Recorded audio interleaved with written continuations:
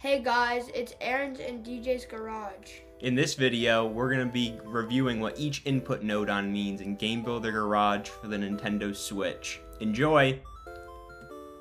Complete list of input nodon. Input is a category of nodon that typically outputs data based on player input.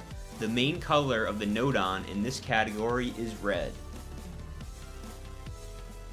Constant nodon continually outputs a single set value for the duration of the game. Button nodon determines if at least one of the specified buttons is pressed. Stick nodon outputs a value based on the position of a control stick. If touch nodon determines if the screen as whole or a specific portion of the screen is touched. Touch position nodon outputs the position that the screen was last touched. Shake nodon outputs a value based on how strongly a control is being shook.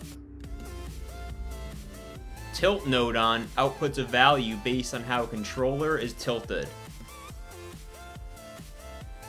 If face up nodon outputs how close a side of controller is to facing upwards.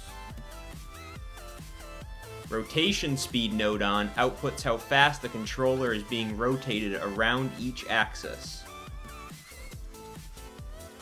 IR motion camera displays a marker based on the image captured by the IR motion camera of a Joy-Con.